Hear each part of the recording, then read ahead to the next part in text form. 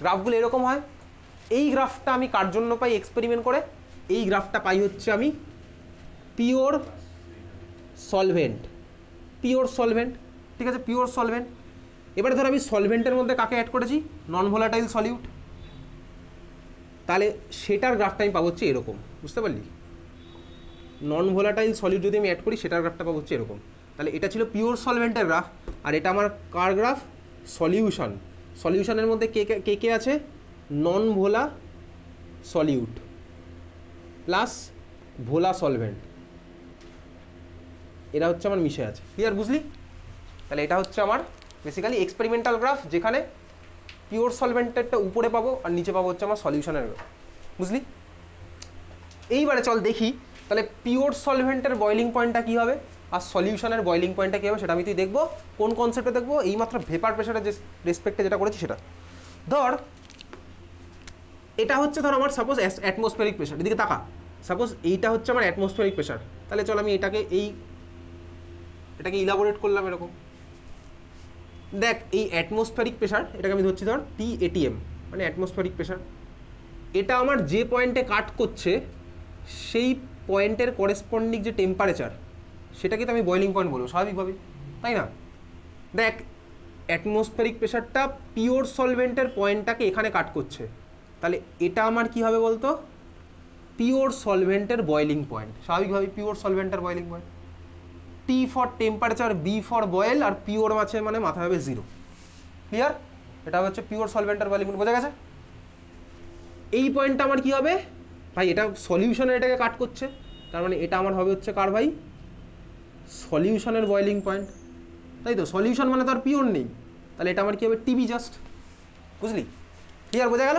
তাহলে এটা হচ্ছে আমার TB, এটা হচ্ছে আমার TB0। এইবার একটা জিনিস দেখ, তুই আমাকে বল টিবির ভ্যালু বেশি না TB0-এর ভ্যালু বেশি? অবভিয়াসলি টিবির ভ্যালু বেশি, কারণ আমি এক্স অ্যাক্সিসের দিক থেকে দিয়ে গেলে ভ্যালু বাড়বে স্বাভাবিকভাবেই। তাহলে এই যে ভাই এই ডিফারেন্সটা, কোন ডিফারেন্সটা, TB মাইনাস TB0, তাই তো ভাই? TB আমার বড়, তাহলে TB মাইনাস TB0, এটাকে আমি কি বলবো, ডেল্টা TB। অবভিয়াসলি ডেল্টা মানে চেঞ্জ আর TB মানে boiling point, change in boiling point. যেহেতু আমার এখানে বয়লিং পয়েন্ট বেড়েছে, তাহলে এটাকে আমি কী বলবো বলতে, এলিভেশন ইন বয়লিং পয়েন্ট।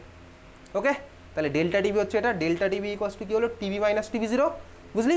বইতে এবার এটা অন্য জায়গায় অন্যভাবে লেখা থাকতে পারে, কীভাবে লেখা থাকতে পারে, TBটাকে বলেছে TB ফাইনাল, ফাইনাল বলেছে, সলিউশনেরটা ফাইনাল, আর TB0টাকে বলেছে TBI মানে ইনিশিয়াল। চাপের কিচ্ছু নেই, একই ব্যাপার।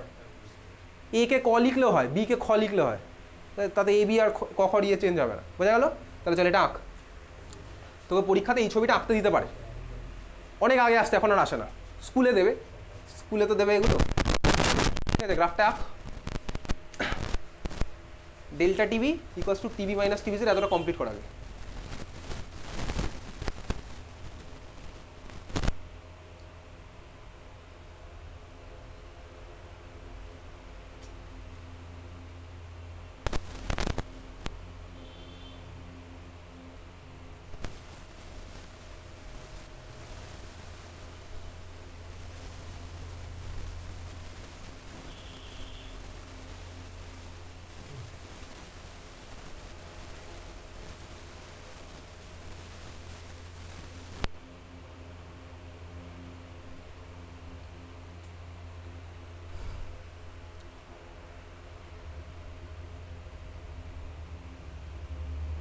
হয়েছে আঁকা?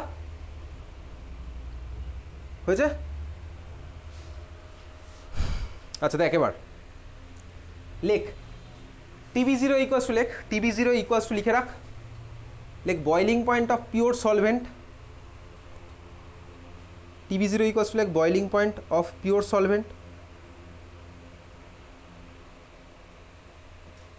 TB ইকুয়ালস টু, লেখ boiling point of solution, TB equals to লিখছিস, বয়লিং পয়েন্ট অফ সলিউশন লিখেছিস, তারপরটা লেখ delta TB equals to, delta TB equals to elevation of boiling point, delta TB equals to elevation of boiling point, লিখেছিস TB, TB0 আর delta TB। আচ্ছা এবার ব্যাপারটা একটু ফিল করি, কী হচ্ছে কেসটা, কেন হলো এই জিনিসটা। এলিভেশন অফ বয়লিং পয়েন্ট, ঠিক আছে, ডেল্টা টিবি হচ্ছে এলিভেশন অফ বয়লিং পয়েন্ট। আচ্ছা ইউনিট কী হবে এগুলোর? কেলভিন, ঠিক আছে, টেম্পারেচার ইউনিট কেলভিন, কিন্তু ডিগ্রি সেন্টিগ্রেড হবে না, যা হবে সব কেলভিনে খেলা হবে, লিখেছিস? আচ্ছা এইবারে তার মানে কী হলো বলতো, বেসিক্যালি ধর তুই একটা সলিউশন বানিয়েছিস, সলিউশনটা ধর কে আছে, সলভেন্ট আছে যে উড়বে, আর একটা সলিউট আছে যে হচ্ছে উড়বে না, সেই সলিউশনটার বয়লিং পয়েন্ট কী হবে, আগের থেকে বেশি হবে না কম হবে? বেশি হবে। তার মানে ধর তুই জলের মধ্যে নুন দিয়ে বাড়িতে যদি গ্যাসে ফোটাতে থাকিস, তোর কী হবে বলতো, লস হবে, এনার্জি মানে গ্যাস বেশি ওয়েস্ট হবে, তার কারণ তোকে বেশি টেম্পারেচারে তখন জলটা ফুটবে, ক্লিয়ার? এই জন্য তোর বন্ধুর উপর যদি তোর রাগ থাকে, তুই যদি বন্ধুর টাকা মারতে চাস কীভাবে করবি, বন্ধুর বাড়িতে গিয়ে জল গরম করতে গিয়ে ওর মধ্যে নুন দিয়ে দিবি, ঠিক আছে, ইনডাইরেক্ট মেথডে তুই বেসিক্যালি বন্ধুর টাকা মারছিস, তো করতে বলছি না এসব, বোঝা গেছে? তাহলে ক্লিয়ার? তো ডেল টিবি এবার এটা কার উপর ডিপেন্ড করে ভাই, কতটা বাড়বে কমবে সেটা কার উপর ডিপেন্ড করে, সেটাই ডিপেন্ড করে হচ্ছে বেসিক্যালি ওই কতটা সলিউট আছে তার উপরে, কতটা সলিউট আছে, কম নুন দিলে কম টেম্পারেচারে খেলাটা হতে পারে, বেশি নুন দিলে ভাই বুঝতেই পারছি ভয়ঙ্কর খেলা হবে তখন। তাহলে এটা কার উপর ডিপেন্ড করে, সেখান থেকে আর একটা ল আসছে, চল ডেল্টা টিবি কার সাথে প্রপোর্শনাল, ডেল্টা টিবি হচ্ছে বেসিক্যালি ডাইরেক্টলি প্রপোর্শনাল টু সলিউশনের molality, molality, delta TB directly proportional to molality of solution, তাহলে delta TB directly proportional to molality of solution, ঠিক আছে? ব্র্যাকেটের মধ্যে স্মল এম মানে কি, মোলালিটি, ফার্স্ট ব্র্যাকেটের মধ্যে ক্যাপিটাল এম মানে কি, মোলারিটি, ঠিক আছে? এই দুটো কিন্তু আমাদের লাগছে এই চ্যাপ্টারে, আর নর্মালিটি অতটাও বেশি হয়তো লাগবে না, কিন্তু লাগবে কিছু কিছু, ওটা লাগবে হচ্ছে মিলিত ইলেকট্রোকেমিস্ট্রিতে, নর্মালিটি আরেকটা যেটা টার্ম আছে, okay? Delta TB directly proportional to molality, তাহলে এইবারে চল মোলালিটি কি, অবভিয়াসলি ভাই সলিউশনের মোলালিটি, সলিউশনেরই তো কনসেন্ট্রেশন এটা, ওকে? তাহলে এবার প্রপোর্শনালিটি সাইনটা তুলছি, তাহলে কী আসবে, এটা কনস্ট্যান্ট আসবে, তাহলে delta TB equals to KB into molality, delta TB equals to KB into molality, delta TB equals to KB into molality, K for constant, এবার বি বয়লিংয়ের জন্য করছে ওই জন্য কেবি আনলাম, ওকে? তাহলে delta TB equals to KB into molality, এটা দিয়ে আমার অঙ্ক হতে চলেছে প্রচুর, তবে এই ফর্মুলাগুলোকে পরের দিনের ক্লাসে আরেকটু মডিফাই করবো, ঠিক আছে? Delta TB equals to KB into molality, তার কারণ কি, তার কারণ পরের দিনের ক্লাসে যখন হবে তখন বুঝতে পারবি, এখনও অবধি আমি যাদেরকে অ্যাড করছি গ্লুকোজ, সুক্রোজ, ইউরিয়া, এরা হচ্ছে কেউ ভেঙে যায় না, মানে এরা হচ্ছে সব নন ইলেকট্রোলাইট, ইলেকট্রোলাইট জিনিসপত্রে অ্যাড করলে যেমন NaCl, NaCl ভেঙে গিয়ে Na+Cl- দেবে, তখন আমার খেলা আরও ভালো লেভেলের খেলা হবে, সেগুলো পরের দিনের ক্লাসে করবো, ঠিক আছে? Delta TB equals to KB into molality লিখেছিস, আচ্ছা কেবি মানে কি, লেখ কেবি ইকুয়ালস টু, লেখ কেবির একটা নাম আছে, লেখ এটাকে বলে কি, এটার নাম লেখ ইবুলিওস্কোপিক কনস্ট্যান্ট, ইবুলিওস্কোপিক কনস্ট্যান্ট, ইবুলিওস্কোপিক কনস্ট্যান্ট, ইবুলিওস্কোপিক কনস্ট্যান্ট, ঠিক আছে? ইবুলিওস্কোপিক কনস্ট্যান্ট,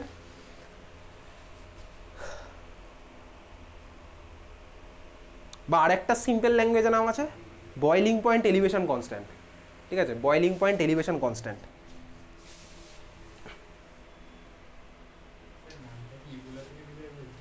জানি না আমি, এটা actually German term most probably, ebullioscopic constant, কোনো সায়েন্টিস্টের নাম না কিন্তু, ইবুলিও, ওকে? ইবুলিওস লিখেছিস, আর একটা নাম আছে লেখ মোলাল এলিভেশন কনস্ট্যান্ট, মোলাল এলিভেশন কনস্ট্যান্ট, যদিও ইবুলিওস, হ্যাঁ ওটারই নাম, কেবির আর কী নাম আছে, মোলাল এলিভেশন কনস্ট্যান্ট, ইবুলিওস্কোপিকটাই তোকে জানতে হবে, ঠিক আছে? মোলাল এলিভেশন কনস্ট্যান্ট লিখেছিস, আচ্ছা এইবারে তুই পরেরটা বল আমাকে,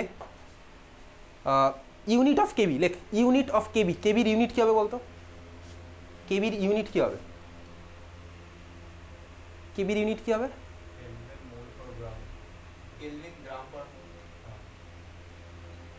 কেলভিন গ্রাম পার মোল, তাই তো? কেলভিন গ্রাম পার মোল, এটা সিজিএস হলো না এসআই হলো, মিক্সার হয়ে গেছে বেসিক্যালি, ঠিকই বলেছিস, ঠিকই বলেছিস, কেলভিন কেজি পার মোল, কীভাবে আসলো এদিকে দেখা, এটা হচ্ছে ইউনিট অ্যানালিসিস, এটা আমি সিম্পলি তুইও পারবি করতে, হ্যাঁ তুই করেছিস তো, কেবির ইউনিট দরকার, তাহলে আমাকে কী করতে হবে, এটাকে একটু মডিফাই করতে হবে, দেখ কেবি ইকুয়ালস টু, তার মানে কী হবে, delta TB divided by molality, এটার যে ইউনিট বাই এটার যেমন ইউনিট, তাই তো? ডেল্টা টিবি মানে কি, change in temperature, change in temperature unit কী হয়, কেলভিন বাই, তাহলে উপরে হল তো kelvin divided by molality, molality মানে কি, মোল বাই কেজি, মনে আছে ক্লাস 11 বলছে মোলালিটি মানে মোল বাই কেজি, তাহলে নিচে চলে গেল হচ্ছে দেখ মোল ডিভাইডেড বাই কেজি, 1/1 কেজি মানে কি, কেজি তো উপরে চলে গেল, তার মানে কী হলো বলতো, কেলভিন কেজি মোল ইনভার্স, এটা কিন্তু তোর পরীক্ষাতে দেবে, kelvin KG mole inverse, okay? কেবির ইউনিট কী হবে, kelvin KG mole inverse, kelvin KG mole inverse, ঠিক আছে? চল এখান থেকে কীরকম অঙ্ক আসে, ফার্স্ট কোশ্চেন লেখ, এখান থেকে অঙ্ক আসবে 3 মার্কসের, ফার্স্ট কোশ্চেন লেখ,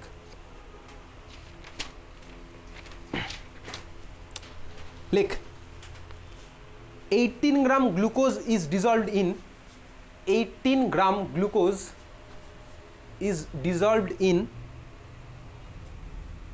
1 kg water.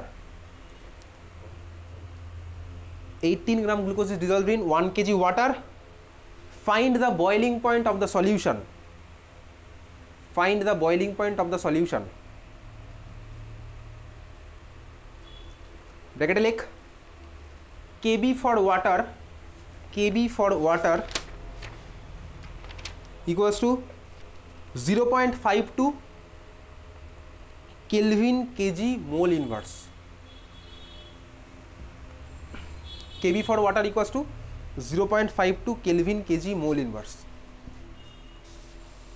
লিখেছিস? চেষ্টা কর ফার্স্টে।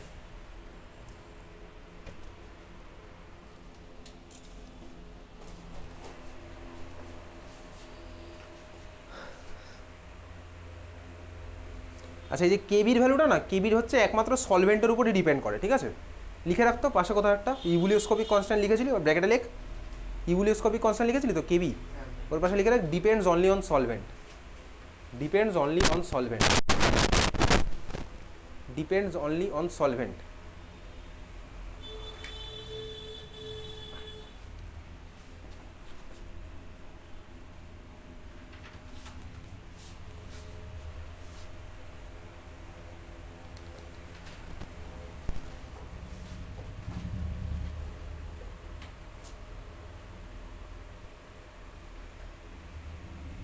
ভাব আগে 2 মিনিট, চেষ্টা কর নিজে।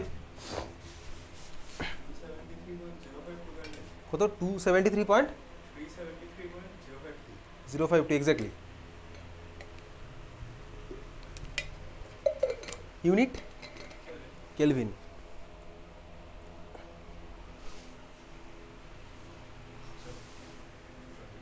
চলে। আচ্ছা, কিভাবে করলো? বেসিক্যালি দেখ, চাপের কিচ্ছু নেই। যখনই দেখবি এসব এলিভেশন ইন বয়েলিং পয়েন্ট আছে, বুঝবি হচ্ছে তোর এই ফর্মুলাটা অ্যাপ্লাই হতে চলেছে, delta TB equals to KB into molality. দেখ, ডেল্টা টিবি মানে কি? TB minus TB zero. তাহলে আমি চল ফর্মুলাটা লিখছি, TB minus TB zero equals to KB into molality, তাই তো? মোলালিটি অফ সলিউশন, সলিউশনের মোলালিটি আমায় বার করতে হবে, অবভিয়াসলি দিয়ে দেবে না। মোলালিটির ফর্মুলা কি ছিল? Exactly, mole of solute divided by mass of solvent in kg, তাই তো? Mole of solute divided by mass of solvent in kg. তাহলে মোল অফ সলিউট কত হচ্ছে এখানে বার করতে হবে। মোল অফ সলিউট কত হচ্ছে? মোল অফ সলিউট বার করবো কীভাবে? তোকে মাস গিভেন দেওয়া আছে, কার? গ্লুকোজের মাস গিভেন কত দেওয়া আছে? মাস গিভেন কত? তাহলে মোল বার করছি ভাই, মাস গিভেন হচ্ছে 18, বুঝতে পারছিস? ডিভাইডেড বাই গ্লুকোজের মোলার মাস কত? আগের দিন লিখে দিয়েছিলাম 180, 18/180, এটা হলো mole of solute divided by mass of solvent in kg. কত কত জলে কত দেওয়া আছে? থাকতো জল 1 কেজি দেওয়া আছে, 1000 গ্রাম দিলে তোকে কেজিতে কনভার্ট করতে হতো, ঠিক আছে? ডিভাইডেড বাই 1 কেজি গেল, উপরে হচ্ছে মোল, এটা ডিভাইডেড বাই কেজি। আমাকে বার করতে হবে কি? দেখ, তাহলে এই পার্টটা পেয়ে গেছি, কেবির ভ্যালু জানি, টিবি মাইনাস টিবি জিরো। তোকে বার করতে হবে কি বলেছে দেখ, সলিউশনের বয়েলিং পয়েন্ট, তার মানে বার করতে হবে টিবি। টিবি জিরোর ভ্যালু তো দেয়নি, কিন্তু আমি জানি ভাই ছোটোবেলা থেকে টিবি জিরো মানে কে? টিবি জিরো মানে কে ভাই? ওয়াটারের বয়েলিং পয়েন্ট। ওয়াটারের বয়েলিং পয়েন্ট তো ছোটোবেলা থেকেই তুই জানিস কত হয়? 100 ডিগ্রি সেন্টিগ্রেড। 100 ডিগ্রি সেন্টিগ্রেড মানে 373 কেলভিন, বোঝা গেল? তার মানে তোর এখানে বসাতে হচ্ছে টিবি মাইনাস, এটা হচ্ছে আমার 373 কেলভিন ইকুয়ালস টু কেবির ভ্যালু কত? 0.52 kelvin KG mole inverse into 18/180 মানে কত আসছে? 0.1। তার মানে কত হলো বলতো টিবির ভ্যালু? 373.052 কেলভিন। বুঝতে পারলি? বোঝা গেছে? অঙ্ক করলাম, সিম্পল ক্যালকুলেশন, মাথা ঠান্ডা রেখে ক্যালকুলেশন করতে হবে তোকে, ঠিক আছে? টিবি ইকুয়ালস টু 373.052 কেলভিন, এই ধরনের কোশ্চেন আসবে পরীক্ষা, ওকে? আর ইলেকট্রোলাইট দিলে কি হবে, মানে গ্লুকোজ না, যদি এর জায়গায় আমি NaCl দিতাম কি হবে, সেগুলো পরের দিনের ক্লাসে দেখবো। একটা ফ্যাক্টর ইন্ট্রোডিউস হবে এর মধ্যে, কারণ ওটা ভেঙে গিয়ে একটা খেলা খেলবে, ঠিক আছে? চাপের কিছু নেই, জাস্ট একটা জিনিস এর মধ্যে ঢুকবে। হয়ে গেছে এটা করা? চল, এটা ছিল হচ্ছে বেসিক্যালি আমাদের এলিভেশন ইন বয়েলিং পয়েন্ট। আর একটা অঙ্ক করি, চল পরের কোশ্চেনটা লেখ তাহলে। করেছি এটা? করেছিস? তোর আইএসসি বোর্ড তো, ক্যালকুলেটার অ্যালাউড তো তোর স্কুলে, পরের দিন থেকে ক্যালকুলেটার নিয়ে আসবি, ফোনে ক্যালকুলেটার করতে দেবো না, ঠিক আছে?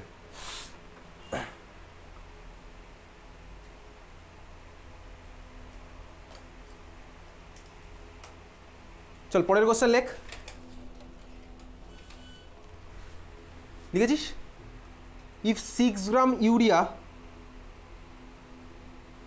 and 9 gram glucose is dissolved in if 6 gram urea and 9 gram glucose is dissolved in 300 gram water, find boiling point of solution. Find boiling point of solution. If 6 gram urea and 9 gram glucose is dissolved in 300 gram water, find boiling point of solution. ব্র্যাকেটে লেখ। আগের বার যে data তোর কাছে দেওয়া ছিল ওটা একই দেওয়া আছে, KB for water equals to 0.52 kelvin KG mole inverse. এটা আগের বারে দেওয়া ছিল, এবারও দেওয়া আছে, এটা দেওয়া থাকবে কেবির ভ্যালু, ঠিক আছে? কেবির ভ্যালু ক্যালকুলেট করে ওসব কোশ্চেন আসে না বোর্ড এক্সামে। কেবির ভ্যালু ক্যালকুলেট করার একটা ফর্মুলা আছে, ওটা দিয়ে আসে না পরীক্ষা। হ্যাঁ, জয়েন্টে আসতে পারে, ইউপিএসসিতে আসে, এটা বলে দিচ্ছি, জেনারেল সায়েন্সের মধ্যে।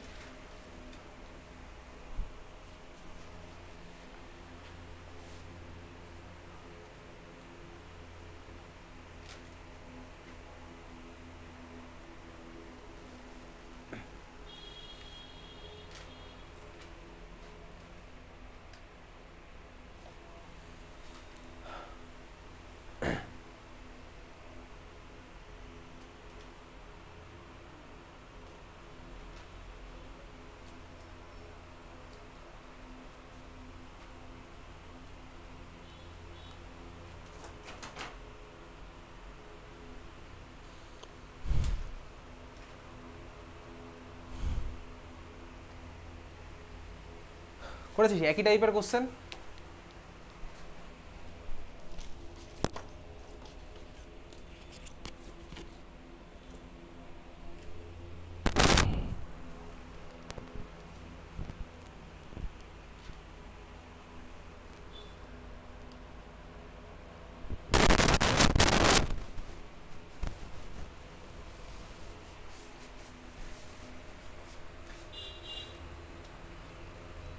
কীভাবে করবো? আগের বারের মতন সেম, শুধু এইবার দেখ তোর এখানে মোলালিটিটা বার করতে হবে। আচ্ছা, মোলালিটি বার করতে গিয়ে তুই কী করবি? Mole of solute divided by mass of solvent. তো বেসিক্যালি এই কোশ্চেনটা আমি পুরো ডিটেলসে করছি না, ওটা তুই পারবি করতে, বল। হ্যাঁ ঠিক আছে, 373.26 কেলভিন। কীভাবে করলি? বেসিক্যালি দেখ, ও বেসিক্যালি এই জিনিসটা করেছে, একই, সব তো একই, টিবি মাইনাস টিবি জিরো হলে ওসব কেবির ভ্যালু দেওয়া আছে। মোলালিটিটা বার করতে হবে, মোলালিটি মানে mole of solute divided by mass of solvent. তাহলে মোলটা কত হবে? এইবারে দেখ দুজনকে, এটা বাইনারি সলিউশন নেই, বেসিক্যালি তিনজনকে দিয়ে দিয়েছি, গ্লুকোজও আছে আর ইউরিয়াও আছে, তাই না? তো দুজনের মোলকে অ্যাড করে divided by mass of solvent দিয়ে করে দেবো, তাহলেই তো আমার বেরিয়ে যাবে মোলালিটি অফ সলিউশন। বুঝতে পারলি? তাহলে তোকে এবার বার করতে হবে কি, গ্লুকোজের মোল বার করবি, ইউরিয়ার মোল বার করবি, দুটো মোলকে অ্যাড করবি, তাহলে উপরে মোল অফ সলিউট চলে আসলো, divided by mass of solvent. Mass of solvent কত? 300 গ্রাম মানে 0.3 কেজি, কেজিতে আনতে হবে, করে তারপর করবি, অঙ্ক চলে আসবে। বুঝতে পারলি? তাহলে এটা বাড়ি গিয়ে করবি, আমি আর করছি না এখন, বোঝা গেছে? আচ্ছা দেখ, তোর তো সিবিএসসি বোর্ড, বেসিক্যালি তো সিবিএসসি বোর্ডে ধর তোকে অনেক ক্যালকুলেশন করতে হয়, অঙ্ক করতে হয়। ধর তুই যখন সামেশন করিস, বেসিক্যালি এটা কেমিস্ট্রির পার্ট বলছি না, অঙ্কের পার্ট বলছি। ধর তুই যখন যোগ করিস, ধর তোকে যদি এরকম আমি 5-6খানা কোয়ান্টিটি ধর যদি যোগ করতে দিই, 3, 5, 6, 8, 9 প্লাস 2, 7, 1 প্লাস 1, 3, 4, 5 প্লাস 7, 8, 4, যোগ করবি তুই কীভাবে?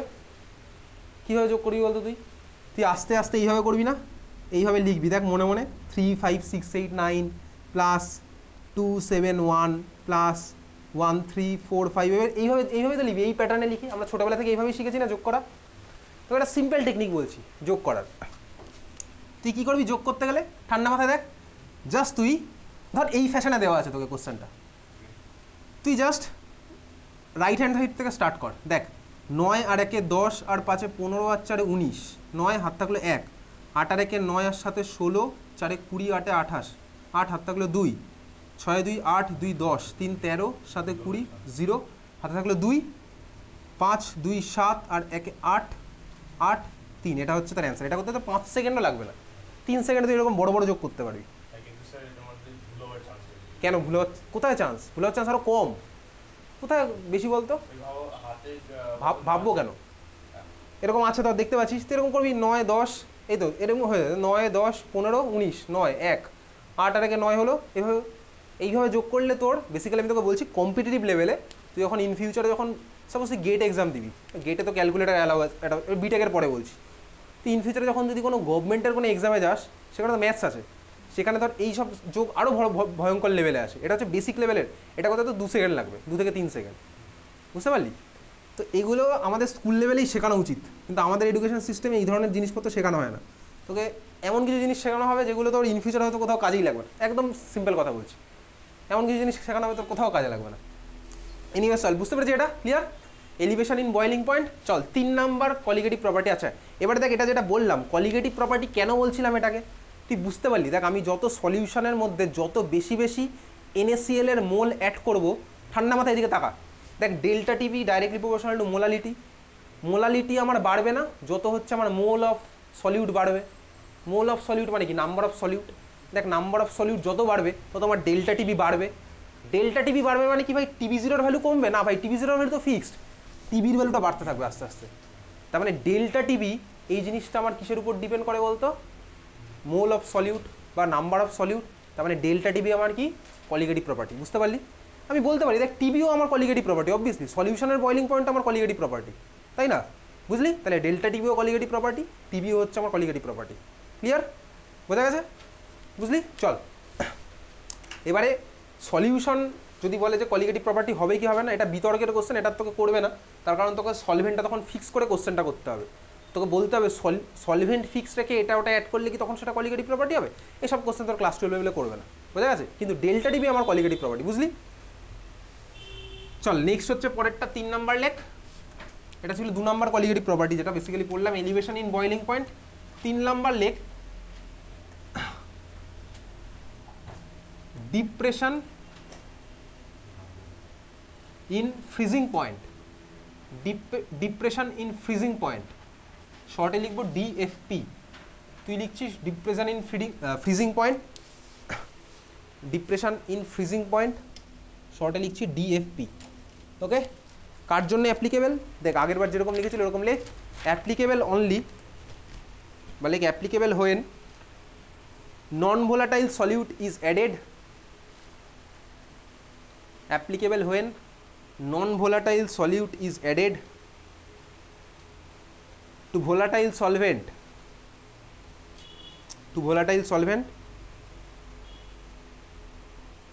comma দিয়ে DFP is observed, depression in freezing point is observed।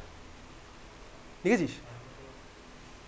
ওই তো when non-volatile solute is added to volatile solvent, comma দিয়ে depression in freezing point is observed। হয়েছে লেখা? আচ্ছা ভোলাটাইল সলিউট হলে, আচ্ছা ভোলাটাইল সলিউট হলে কী হবে সেটা বলছি এটা, ঠিক আছে? আগের কেসেও বলবো, এই কেসেও বলবো ভোলাটাইল সলিউট হলে কী হবে। আগের বারে দেখ যেভাবে আমি তুই পড়লাম না ভেপার প্রেশারের রেসপেক্টে বয়েলিং পয়েন্টের ডেফিনেশন, এবারেও সেই একইভাবেই পড়বো হচ্ছে ভেপার প্রেশারের রেসপেক্টে ফ্রিজিং পয়েন্টের ডেফিনেশন। ওকে, খাতায় লেখ definition of freezing point with respect to vapor pressure, definition of freezing point with respect to vapor pressure।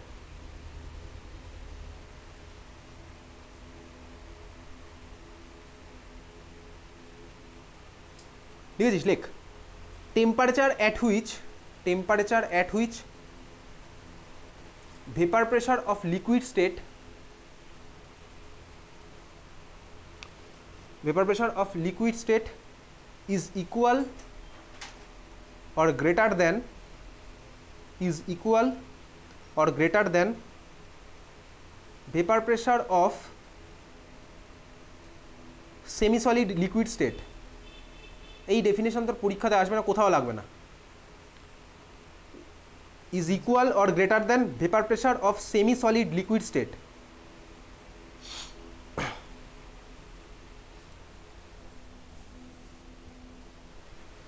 ঠিক আছে, লিখেছিস? আচ্ছা দেখ কি বললাম বেসিক্যালি, আগের বারে যখন আমি তোকে বলেছিলাম বয়েলিং পয়েন্টের ডেফিনেশন, ঠান্ডা মাথায় দেখ এদিকে, যখন তোকে বলেছিলাম বয়েলিং পয়েন্টের ডেফিনেশন কি বলেছিলাম, এই যে ভাই লিকুইড থেকে আমার ভেপার অ্যাটমসফেরিক প্রেশার এরকম ছিল, যে মুহূর্তে লিকুইডটার ভেপার প্রেশার আমার কি হচ্ছিল, অ্যাটমসফেরিক প্রেশারের ইকুয়াল বা ওর থেকে বেশি, সেটাই হচ্ছে আমার বয়েলিং পয়েন্ট। এটাই ছিল আগেরটা। এখন আমি তোকে বলছি কি ভাই ফ্রিজিং পয়েন্টের ডেফিনেশন। ফ্রিজিং পয়েন্ট মানে কি বলতো, ঠান্ডা মাথায় দেখ, এই ছবিটা আমি তোকে কনসেপচুয়াল পারপাসে দেখাবো। তার মানে আগের বার ছিল যে মুহূর্তে আমার লিকুইডটার ভেপার প্রেশার উল্টো দিক থেকে যেটা আসছে তার থেকে বেশি বা ইকুয়াল, সেটাই হচ্ছে আমার বয়েলিং পয়েন্ট ছিল। ফ্রিজিং পয়েন্ট মানে কি অ্যাকচুয়ালি, ফ্রিজিং পয়েন্ট মানে হচ্ছে ভাই লিকুইড থেকে সলিডের কনভার্সনের পয়েন্টটা, সেটাই হচ্ছে ফ্রিজিং পয়েন্ট, তাই তো?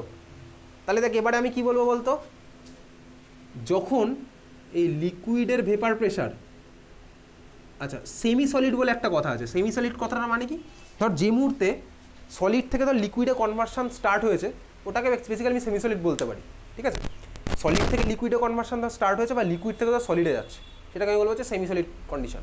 ঠিক আছে, তার মানে আগের বারে কি বলেছিলাম বলতো, যখন আমার লিকুইডটার ভেপার প্রেশার অ্যাটমসফেরিকের থেকে বেশি বা ইকুয়াল, তখন সেটা ছিল হচ্ছে আমার বয়েলিং পয়েন্ট। এবার আমি কি বলছি দেখ, ডেফিনেশনের মধ্যে লেখা আছে, কি লেখা আছে, যে মুহূর্তে লিকুইডটার ভেপার প্রেশার কি লেখা আছে, সেমি সলিড বা সলিডটার থেকে গ্রেটার, একই ব্যাপার। দেখ আগের বার ছিল হচ্ছে যখন গ্রেটার দেন বাইরেরটা, এইবার তো সেই একই ব্যাপার, যখন গ্রেটার দেন সলিডটার তখন হচ্ছে আমার ওটাকে কি বলবো, ফ্রিজিং পয়েন্ট। ঠিক আছে, ডেফিনেশন নিয়ে অত মাথা ঘামানোর কিচ্ছু নেই, এই ডেফিনেশন তোকে কোথাও দেবে না, তোকে শুধু আগের বার যেমন এই গ্রাফটা গেছিল, আচ্ছা বাই দ্য ওয়ে এই গ্রাফটা কিন্তু তোকে পরীক্ষাতে দিতে পারে। ঠিক আছে, দেখ এবার এটা তোকে আবার একটা এক্সপেরিমেন্টাল গ্রাফ দেখাচ্ছি। এক্সপেরিমেন্টাল গ্রাফটা হচ্ছে লাইক দিস,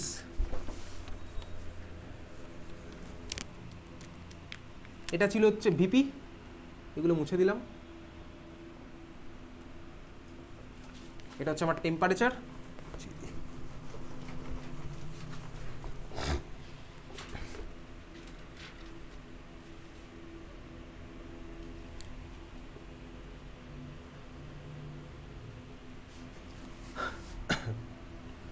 আচ্ছা দেখ সলিডের ভেপার প্রেশার অ্যাকচুয়ালি কী হয়, আমার সলিডের ভেপার প্রেশার অলমোস্ট কিছুই হয় না, তাই তো? যদি তাই তো, সলিডের যে সলিড তার আবার ভেপার প্রেশার কী হয়, ভেপারে কনভার্ট করা খুব কঠিন, তাই না? তাহলে বেসিক্যালি যারা ধর নর্মালি যাদের মেল্টিং পয়েন্ট প্রচণ্ড বেশি, তার মানে তাদের ভাই মেল্ট করতে কষ্ট হয়, তাহলে তো ভাব ভেপার করতে তো আরও কষ্ট হবে, সোজা কথা। তার মানে ইউজুয়ালি যারা ধর সলিড স্টেটে থাকে তাদের ভেপার প্রেশার কী হয়, এক্স্যাক্টলি জিরো হয় না, কারণ তুই ভেপারে কনভার্ট তো করতে পারবি, কিন্তু ভ্যালুটা কম হবে স্বাভাবিকভাবে, বুঝতে পারলি তো? তাহলে দেখ তাদের ভেপার প্রেশার টেম্পারেচারের চেঞ্জে তাদের ভেপার প্রেশারে কি চেঞ্জ হবে? অবভিয়াসলি হবে না, কারণ তুই যদি ছোটো ছোটো করে টেম্পারেচার চেঞ্জ করিস তাহলে তো ভেপার প্রেশার চেঞ্জ হচ্ছে না, বুঝতে পারলি তো? ক্লিয়ার? তাহলে ওই জন্য দেখ আমার বেসিক্যালি ভেপার প্রেশারের ভ্যালুটা এইরকম হবে, ধর একদম জিরো না বা একদম ফিক্স নেই, এরকম ধর। ঠিক আছে, ক্লিয়ার? এটা হচ্ছে আমার কিসের, এটা হচ্ছে আমার পিওর সলভেন্ট যদি আমার সলিড স্টেটে যায়, পিওর সলভেন্ট সলিড, বুঝলি? Pure solvent solid, pure solvent ধর সলিড, ক্লিয়ার? মানে সলিড স্টেটের ভেপার প্রেশার ধর এরকম, ওকে বোঝা গেছে? ক্লিয়ার, বুঝলি? দেখ একদম জিরো হয়নি, মানে একদম এরকম না, ধর যে টেম্পারেচার ধর এখানে ছিল, যদি আমার পুরো দাগটা এরকম হতো তাহলে আমার কী হতো, দেখ টেম্পারেচারে তো চেঞ্জই হচ্ছে না, তুই টেম্পারেচার চেঞ্জ করে কোনো চেঞ্জই হচ্ছে না, অতটা হবে না একটু হবে, ওই জন্য গ্রাফটা ধর এরকম, বুঝতে পারলি তো? এরকম, ক্লিয়ার? টেম্পারেচার বাড়লে ভেপার প্রেশার তো একটু বাড়বেই, হ্যাঁ মানে ধর এরকম গেছে, এরকম গেছে, ঠিক আছে, কারণ এই অ্যাক্সিস বরাবর তো টেম্পারেচার বাড়ছে, বুঝতে পেরেছিস? তাহলে এটা হচ্ছে আমার pure solvent in solid foam, okay clear? এই পয়েন্টটা pure solvent solid versus pure solvent liquid, এটার যে করেসপন্ডিং পয়েন্টটা ওটা আমার তাহলে কী হবে বলতো, এটা হবে হচ্ছে আমার পিওর সলভেন্টের ফ্রিজিং পয়েন্ট, কারণ ভেপার প্রেশারের রেসপেক্টে যাচ্ছে, বুঝতে পেরেছিস তো? এই যে এই পয়েন্টটা দেখ, এই পয়েন্টটা হবে হচ্ছে আগের বার যেরকম করলাম না অ্যাটমসফিয়ারিক প্রেশারের রেসপেক্টে, এবারে হচ্ছে যেখানে ভাই আমার এটার সাথে ইকুয়াল হলো দেখ সেটার করেসপন্ডিং টেম্পারেচার, ফ্রিজিং পয়েন্ট। বোঝা গেছে? ক্লিয়ার? এইবারে দেখ solution, pure solid solvent solid, আর সলিউশন যখন দেখ নন ভোলাটাইল সলিড দিয়ে অ্যাড করেছি তখন যে পয়েন্টটা, এটা হবে হচ্ছে আমার কি সলিউশনের ফ্রিজিং পয়েন্ট। তাহলে এটা হচ্ছে আমার TF0 ধর আগেরটা, এটা হচ্ছে আমার TF, বুঝলি? ক্লিয়ার? বোঝা গেছে? এটা হচ্ছে আমার কি দেখ পিওর সলভেন্ট সলিডের সাথে যখন ধর আমি ধর এরকম নন ভোলাটাইল সলিডটা অ্যাড করলাম তখন যে করেসপন্ডিং পয়েন্টটা কাট করছে ওটা হচ্ছে আমার কি সলিউশনের ফ্রিজিং পয়েন্ট। ঠিক আছে? এটা হচ্ছে TF, এটা হচ্ছে আমার TF0। ওকে, এবার দেখ এই গ্রাফটা তোর পরীক্ষাতে দিতে পারে, বোর্ড এক্সামে আর দেয় না, স্কুলে টুলে দেয়। ঠিক আছে? দেখেছিস? এবারে এই গ্রাফ থেকে যে ইনফরমেশনটা পেলাম সেটা আমি তোকে নর্মালি বলতে পারবো, তুইও নর্মালি বুঝতে পারবি। দেখ সলিউশনের তার ফলে আমার ফ্রিজিং পয়েন্টটা কী হলো বলতো, বাড়লো না কমলো? ফ্রিজিং পয়েন্ট আরও কী হলো, সলিউশনটার ফ্রিজিং পয়েন্ট। TF হচ্ছে আমার সলিউশনের ফ্রিজিং পয়েন্ট, আর TF0 হচ্ছে কি আমার পিওর সলভেন্টার ফ্রিজিং পয়েন্ট। ওকে, তাহলে খাতায় লিখে রাখতো TF0 equals to freezing point of pure solvent, খাতায় লেখ TF0 equals to freezing point of pure solvent, আর TF ইকুয়ালস টু লেখ freezing point of solution, freezing point of solution. ঠিক আছে? ফ্রিজিং পয়েন্ট অফ সলিউশন হয়েছে। এইবারে দেখ তাহলে কি হলো, আমার কার ভ্যালুটা বেশি, TF0 ভ্যালু বেশি, TF এর ভ্যালু কম। কম কম মানে কি বলতো, আরও মানে 0 থেকে আরও কমের দিকে, সোজা কথা। ক্লিয়ার? বুঝতে পারছিস কেন হচ্ছে এরকম? ধর সলভেন্টটা ধর আমার হচ্ছে জল, আর আমি ধর সলিউটটা অ্যাড করেছি সাপোজ NaCl বাদ দিয়ে ইউরিয়া ধর আমি অ্যাড করেছি। এইবার যে মিক্সারটা পেলাম সলিউশনটা, এইটাকে ধর আমি ফ্রিজ করতে চাইছি। বুঝতে পেরেছিস কী করতে চাইছি আমি? তাহলে প্রশ্ন হচ্ছে যখন আমি জলকে ফ্রিজ করব কত ডিগ্রি টেম্পারেচারে করব? 0তেই হয়ে যাবে। ধর জলের মধ্যে ইউরিয়া মিশিয়ে ওটাকে এবার আমি ধর ফ্রিজ করবো, কত ডিগ্রিতে করতে হবে? 0 থেকে 10-এর দিকে নাকি 0 থেকে -10-এর দিকে? তোর কি মনে হচ্ছে? -10-এর দিকে। ক্লিয়ার? এখন এটা কেন হলো, এটা তুই নর্মালি বলতে পারবি কেন হলো। তুই ভাব, ফ্রিজ করা মানে কি, মলিকুলগুলোকে কাছাকাছি আনা, তাই তো? জলের মলিকুলগুলোকে কাছাকাছি আনবো। এইবারে ধর আমি যখন ফ্রিজ করতে চাইছি, আমি এখন যখন সলিউশন বানিয়েছি আমার তো জলের মধ্যে ইউরিয়া ঢুকে গেছে। ইউরিয়া ঢোকার ফলে কী হয়েছে বলতো, জলের মলিকুলগুলো কাছাকাছি